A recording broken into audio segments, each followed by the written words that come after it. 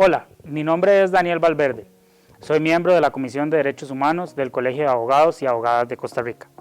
El día de hoy les estaré hablando sobre 200 años de vida independiente, particularmente discutiendo sobre la evolución que ha tenido la aplicación de los derechos humanos en nuestro país durante este periodo. Como bien sabemos, este 15 de septiembre del 2021 vamos a cumplir 200 años de vida independiente. Desde los inicios, cuando éramos un país naciente, Costa Rica necesitó de la comunidad internacional para reconocer su independencia del Reino de España. Desde esa época, Costa Rica ha mantenido un desarrollo activo en el sistema internacional en el Concierto de las Naciones.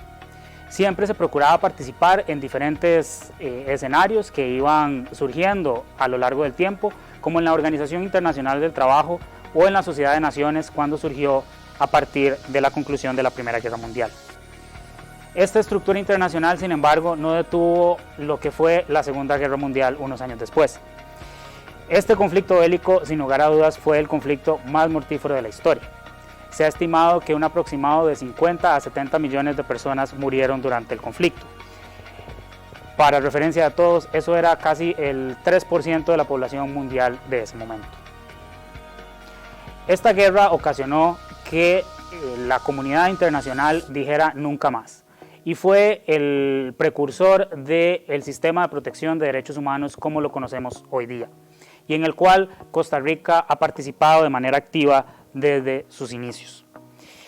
De las cenizas de la guerra surgió la Organización de las Naciones Unidas, cuyo uno de sus fines principales es la promoción y protección de los derechos humanos en el mundo, y uno de los países fundadores de dicha organización fue la propia Costa Rica.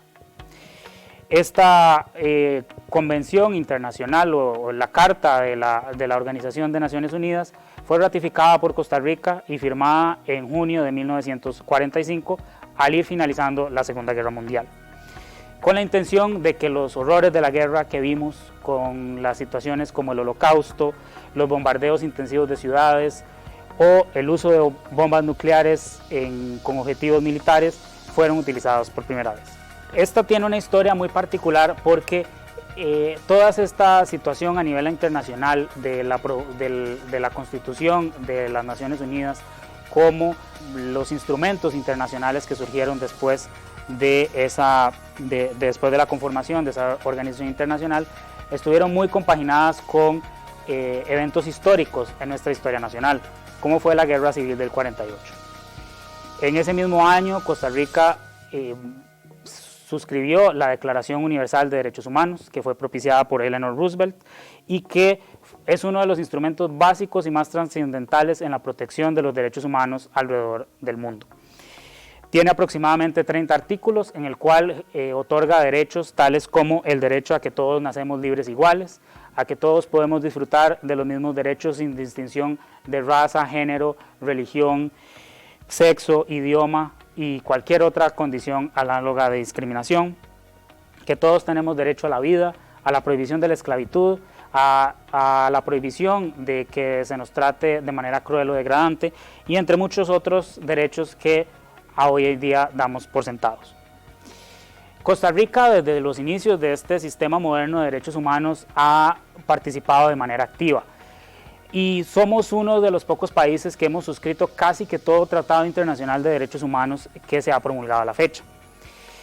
Solo para mencionar algunos: el Pacto Internacional de Derechos Sociales, Económicos y Culturales y su protocolo facultativo, el Pacto Internacional de Derechos Civiles y Políticos y su protocolo facultativo, la Convención Internacional sobre la Eliminación de toda forma de discriminación racial, la Convención Internacional para la Protección de todas las personas contra las desapariciones forzadas, la Convención de Derechos del Niño, la Convención Internacional sobre los Derechos de las Personas con Discapacidad, la Convención sobre la Eliminación de toda forma de discriminación contra la mujer y muchos otros instrumentos internacionales.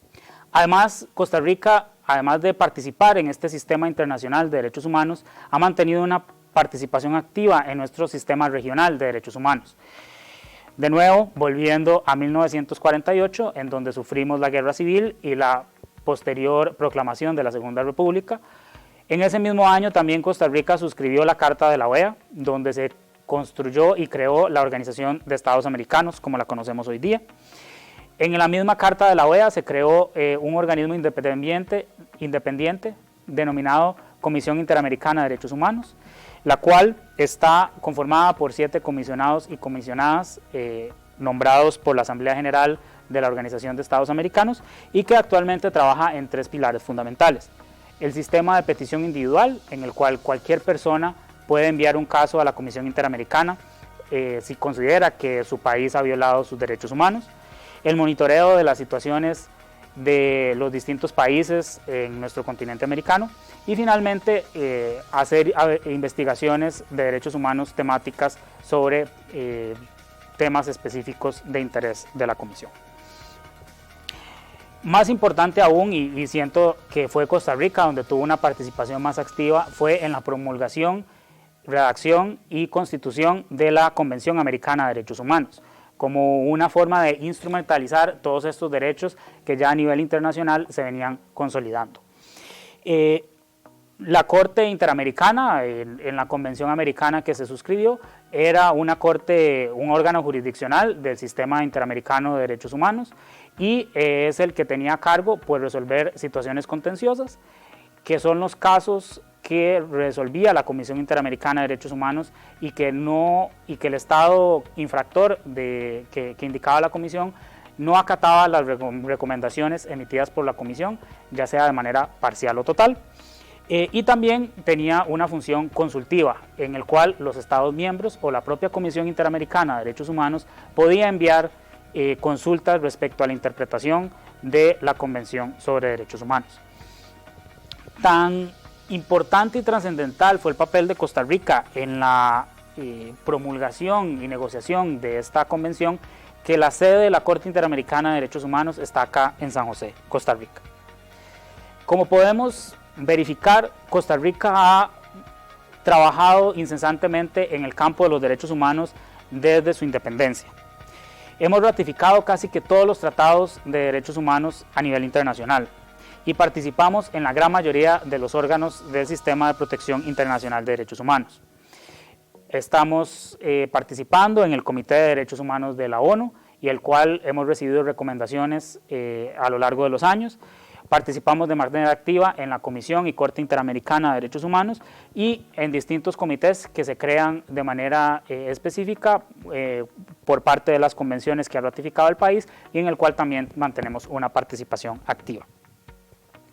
Es importante recordar que Costa Rica, para participar de las convenciones y de los mecanismos de protección internacional, ha suscrito de manera libre y soberana estos instrumentos y que por ende se ha obligado a suscribir sus recomendaciones, su supervisión y sus obligaciones que emanen de ellos. También es importante recordar que estas obligaciones en primera línea la deben acatar los estados y que únicamente ante una omisión o incumplimiento de estas obligaciones internacionales podría una persona o grupo de personas aplicar al sistema de petición individual de la Comisión o a sistemas similares en los diversos comités que se han creado a nivel internacional. Costa Rica sí tiene la particularidad que ha sido un país que promueve y defiende los derechos humanos.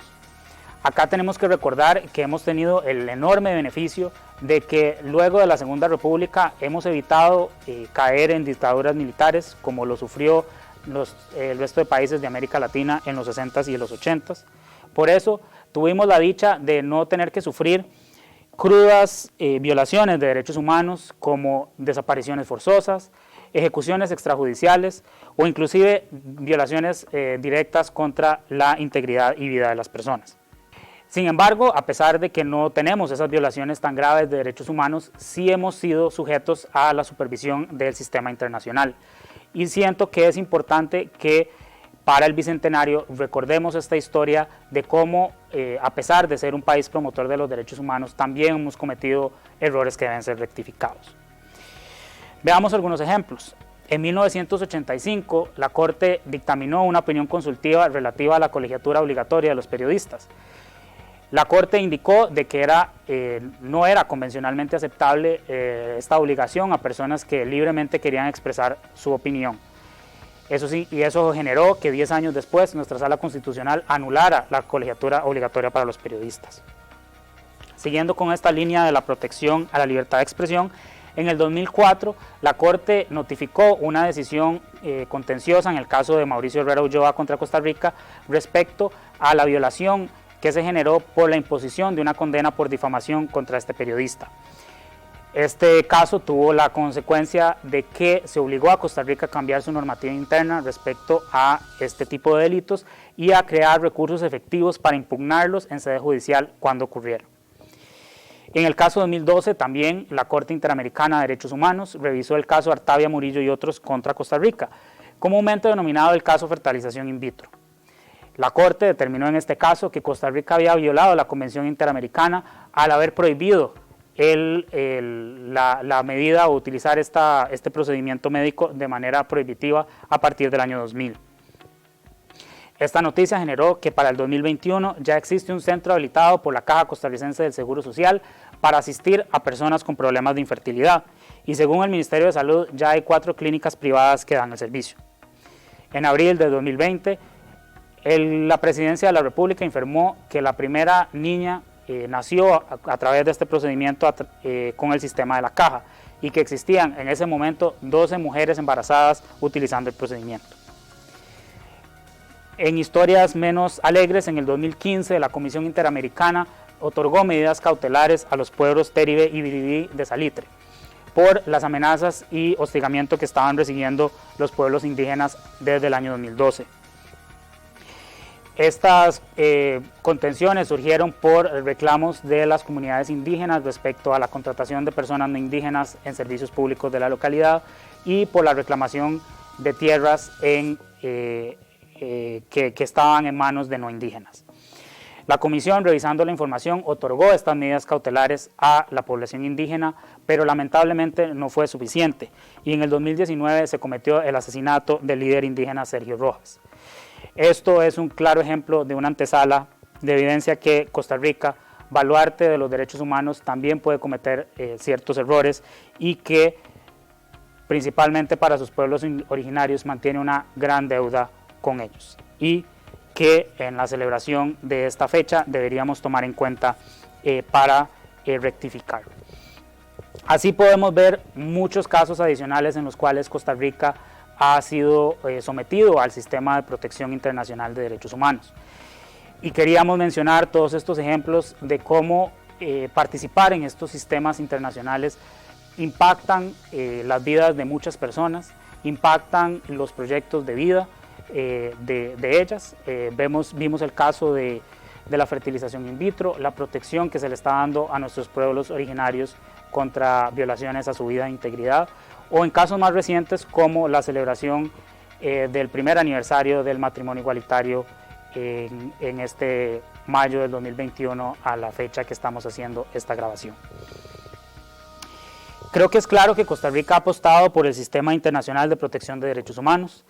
Hemos pedido opiniones consultivas a sus diferentes órganos, hemos sido supervisados, inclusive hemos sido condenados cuando hemos hecho violaciones a nuestras obligaciones internacionales. Nos quedan muchos retos como país y en el Bicentenario creo que es la fecha excelente para revisar nuestra historia en el pasado y no condenarnos a repetirla en un futuro. Muchísimas gracias.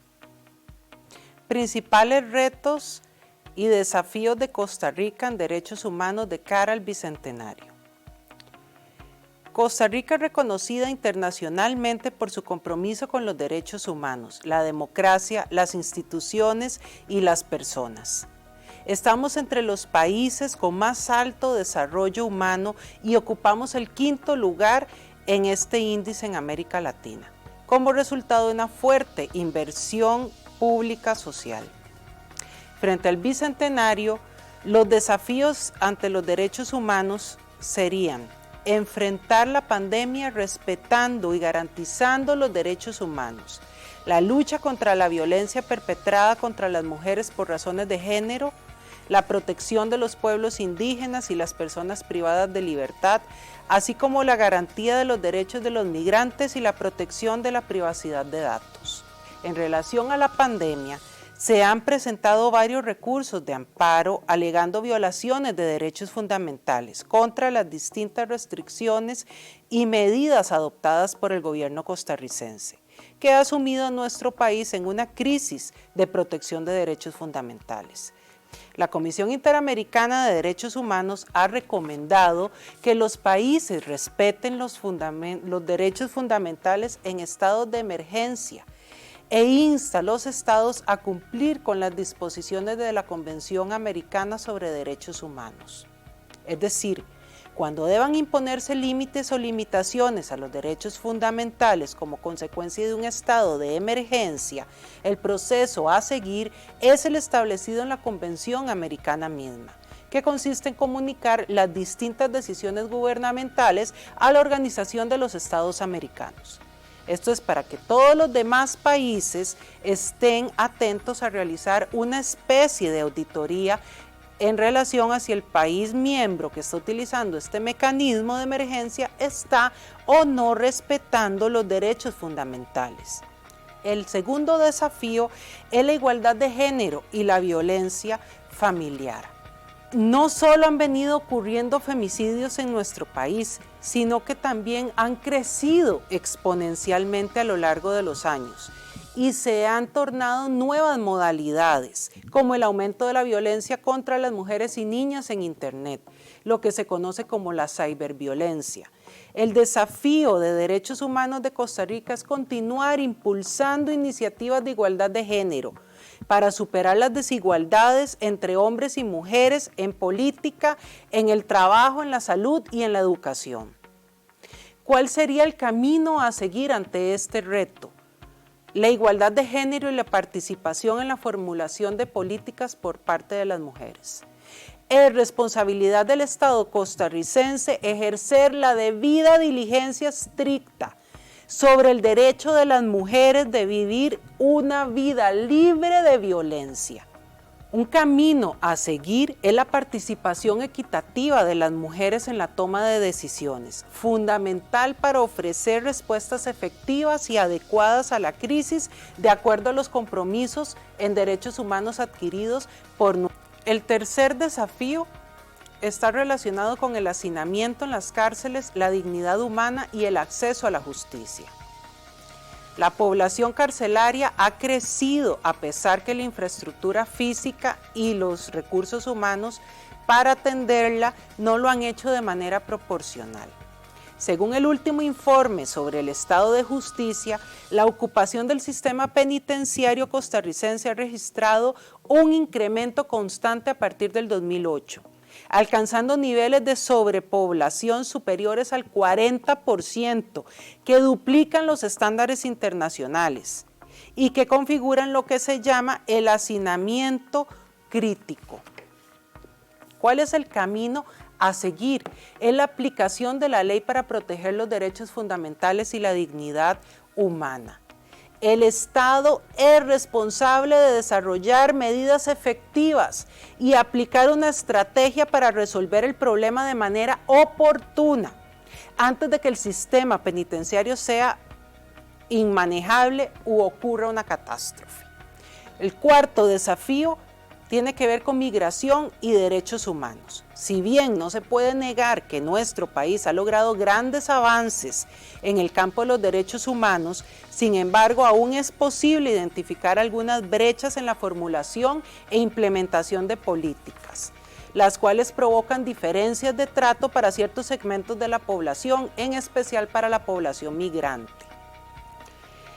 Este flujo de migrantes es muy importante para diferentes actividades económicas del país, como por ejemplo la agricultura, el turismo y el trabajo. Por tanto, es evidente la necesidad de que el tema migratorio sea incorporado como parte relevante de los planes nacionales de desarrollo.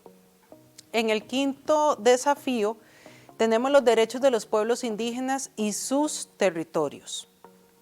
Como se refirió mi compañero Daniel Valverde, una de las violaciones más flagrantes hacia esta población tiene que ver con el proyecto de ley para el desarrollo autónomo de los pueblos indígenas, expediente número 14.352, que lleva una cantidad exagerada de años de estar en la Asamblea Legislativa sin ser conocida. lo cual refleja la inexistente voluntad política real para su aprobación, debido a diversos intereses que han generado problemas dentro de los territorios indígenas.